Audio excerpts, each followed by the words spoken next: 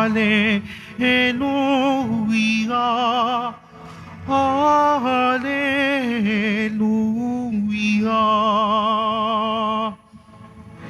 Hinirang tayo ni Kristo upang mamungang totoo bilang mabubuting tao. Hallelujah, Hallelujah, Hallelujah, Hallelujah.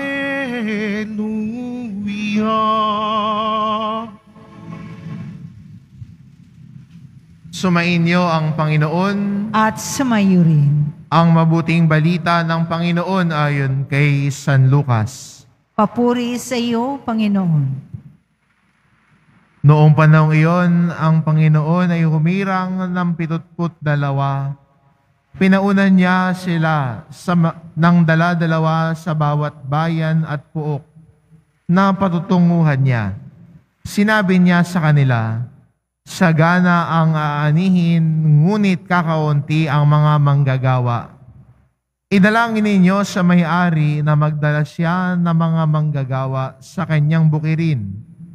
Humayo kayo, sinusugo ko kayong para mga kordero sa gitna ng mga asong gubat. Huwag kayong magdala ng lukbutan, supot o panyapak. Huwag na kayong titigil sa daan upang makipagbatian kanino man. Pagpasok ninyo sa alinmang bahay, sabihin muna ninyo, maghari nawa ang kapayapaan sa bahay na ito. Kung maibigin sa kapayapaan ang nakatira roon, sa kanila ang kapayapaan. Ngunit kung hindi, hindi sila magkakamit nito. Manatili kayo sa bahay ng inyong tinutuluyan. Kanin ninyo at inumin ang anumang idulot sa inyo, sapagkat ang manggagawa ay may karapatang tumanggap ng kanyang upa. Huwag kayo magpalipat-lipat ng bahay. Kapag tinanggap kayo sa alinmang bayan,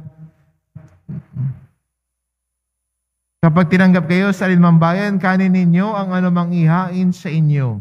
Pagilingin ninyo ang mga may sakit doon at sabihin sa bayan, nalalapit na ang paghahari ng Diyos sa inyo.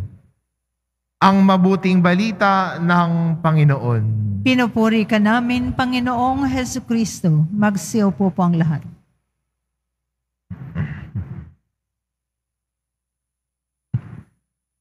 Sinugong dala-dalawa, ito ang bilin sa kanila ng ating Panginoon. Nung pinadala ang 72 mga alagad at pinapunta sa mga bayan, anong bilin nila? Pumunta kayo sa mga bahay. Manatili kayo roon. Bakit doon? Bakit sa bahay pinakiusapang manatili ang mga alagad?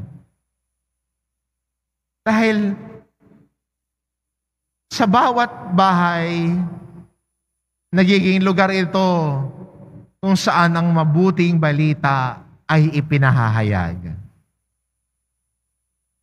Di ba sa bahay, doon nagkikwentuhan, doon sama-samang kumakain, at yung pagkain ay nagiging dahilan ng pagkikwentuhan. Ngayon ho kasi magkakaharap nga sa pagkain, pero hindi naman nag-uusap. Magkakaharap nga sa pagkainan, saan naman nakatingin? Sa cellphone. Hindi nag-uusap. O kaya, bukas yung TV, doon nakatingin sa TV. Maganda po, no, bilang mga Kristiyano, na i-reclaim natin yung sama-samang pagkain bilang isang pamilya. Dahil yung pagkain lamang ay nagiging excuse para sa pakikipagkwentuhan. Pansinin niyo, pag ang pamilya away-away, kanya-kanya ng kain. Pag hindi magkakasundo, kanya-kanya ng kain. Pag walang pakialamanan, may pagkain dyan, kain ka dyan. Pero kung may pakialam sa bawat isa, may malasakit sa bawat isa, marunong sumama sa hapagkainan. Dahil sa hapagkainan, doon ipinapahayag ang mabuting balita. Hindi ba ganyan yung estilo ni Jesus? Siya'y laging nasa hapagkainan at minsan iniimbitahan niya yung sarili niya, kakain ako sa inyo, pupunta ako sa inyo. Ito yung narinig natin sa kwento ni Sakeo. Sabi niya, pupunta ako sa inyo, kakain ako. At habang kumakain si Jesus sa kanila, ano ginawa ni Sakeo? Tumindig at sinabi, Panginoon, kalahati ng ari-arian ko, ibibenta ko, ibibigay ko sa may hirap. Kung meron ako nadaya, ibabalik ko sa kanya ng fourfold. Makaapat kong ibibigay.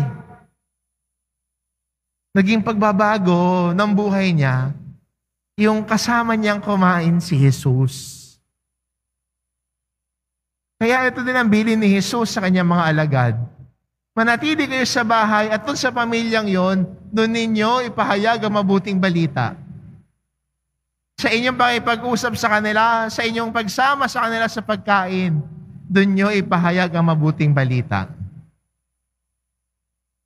Maganda rin po sa pinagdiriwang natin sa araw na ito, ang kapistahan ni San Lucas, isang ebanghelista, tagapahayag ng mabuting balita.